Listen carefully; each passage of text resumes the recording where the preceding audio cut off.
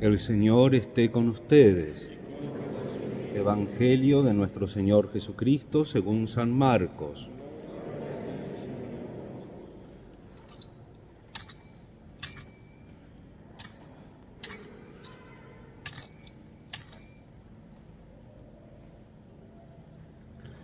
En aquel tiempo llamó Jesús a los 12, los envió de dos en dos y les dio el poder sobre los espíritus inmundos. Les mandó que no llevaran nada para el camino, ni pan, ni mochila, ni dinero en el cinto, sino únicamente un bastón, sandalias y una sola túnica. Y les dijo: cuando entren en una casa, quédense en ella hasta que se vayan de ese lugar. Si alguna parte no los reciben ni los escuchan, al abandonar ese lugar, sacúdanse el polvo de los pies como una advertencia sobre ellos. Los discípulos se fueron a predicar la conversión, expulsaban a los demonios, ungían con aceite a los enfermos y los curaban. Palabra del Señor.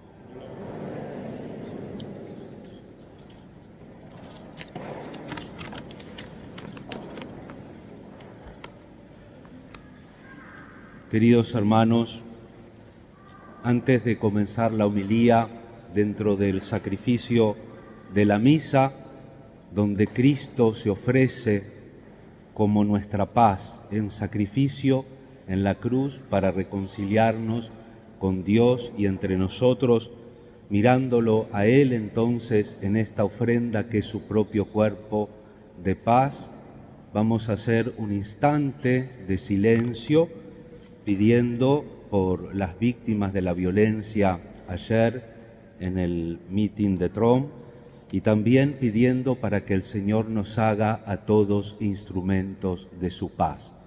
En silencio hacemos sinceramente, unidos al sacrificio de la cruz, nuestra oración.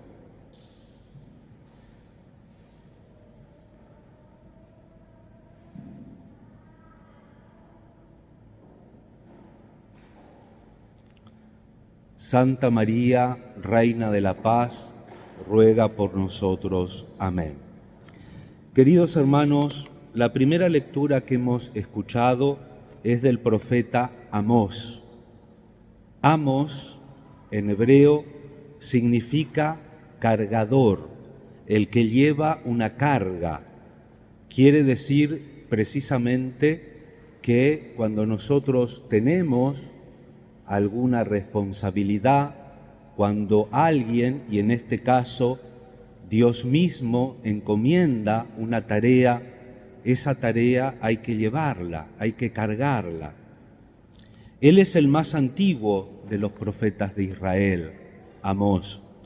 Sus actos y sus palabras nos han sido conservadas en un libro aproximadamente 10 años antes que el profeta Oseas, que venimos meditando en las semanas pasadas en la lectura de cada día. Amós desarrolló su ministerio entre los años 767 y 756 a.C. El breve relato que hemos escuchado nos revela algo típico de todo verdadero profeta. El hecho de hablar en nombre del Señor no es una elección personal. Uno no va a anunciarse a sí mismo, sino que habla en nombre de otro, carga con la palabra de otro. Cuando él predica en Betel, el sacerdote del lugar se muestra molesto por su predicación y le dice que se vaya a profetizar a otro lugar, de donde él proviene, el reino de Judá. Amós responde entonces que no ha elegido él esta misión, sino que Dios lo eligió. Dice: no era yo profeta ni hijo de profeta, era un pastor y un recogedor de sicómoros, pero el Señor me ha sacado de detrás del rebaño. ¿Saben lo que son los sicómoros? Son como unos higos más grandes, como los higos, pero más grande, con una hoja más grande. Él juntaba eso y Dios lo saca de esa misión y lo manda a profetizar. Ve tú, le dice Dios, serás profeta para Israel, mi pueblo. Por lo tanto, ya se lo acepte o rechace, seguirá profetizando, predicando lo que Dios dice y no lo que los hombres quieren escuchar. Y esto sigue siendo el mandato de la Iglesia, decía Benedicto XVI en el 2012.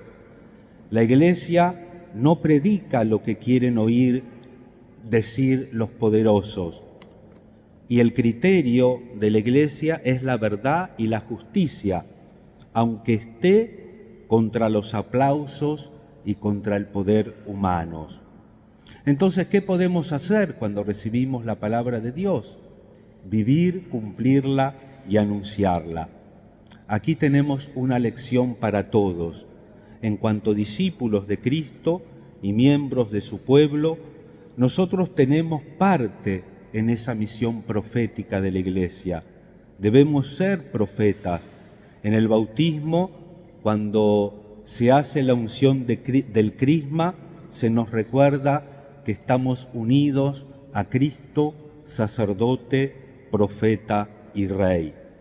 Solo seremos auténticos profetas cuando, viviendo auténticamente según el Evangelio, realicemos en nosotros el proyecto de Dios y nuestras vidas sean una expresión del mensaje del Evangelio y susciten el esfuerzo de otros para seguir a Jesús. Cada vez que decidimos nosotros ser profetas, seremos probablemente uno de los falsos profetas. En cambio, si somos profetas auténticos, probablemente no tendremos una gran popularidad, el aplauso de los otros, y podremos ser rechazados como Jesús mismo y como mucho tiempo antes que Él, Amós y otros profetas. Otra lección que podemos sacar de esta primera lectura del libro de Amós es que él fue un auténtico profeta ecuménico, universal. Llevó al cumplimiento su misión en una época en la cual el pueblo de Dios estaba dividido, como hoy también lamentablemente en la humanidad estamos divididos. El pueblo de Dios tenía dos reinos separados y autónomos, cada uno con su culto y su lugar para los sacrificios. Amós era del reino de Judá, en el sur, pero fue enviado por Dios a profetizar en el reino de Israel, al norte.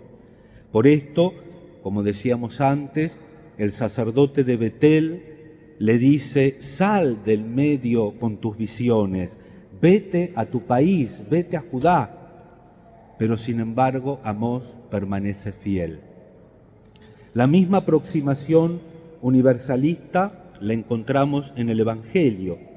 Jesús manda a sus discípulos de dos en dos a través de toda Galilea y de toda Judea para predicar la buena noticia, expulsar demonios y curar toda suerte de enfermedad. Jesús toma la iniciativa de enviar a los 12 apóstoles en misión. En efecto, como bien sabemos, el término apóstol quiere decir enviado. Su vocación se realiza plenamente después de la resurrección y desde ella todos somos enviados, todos somos mandados. Yo sé que a veces soy un poquito largo en las homilías y por ahí los aburro un poquito, pero lo que les digo no es mío, soy un mandado, Dios me manda. Dios manda a la Iglesia, al Papa, a los obispos, a los sacerdotes, a que les transmitamos esta palabra que a veces es difícil de escuchar, pero es para nuestra salvación, para nuestra bendición y para nuestra paz. Es muy importante que desde el principio Jesús quiere involucrar a los 12 en su acción.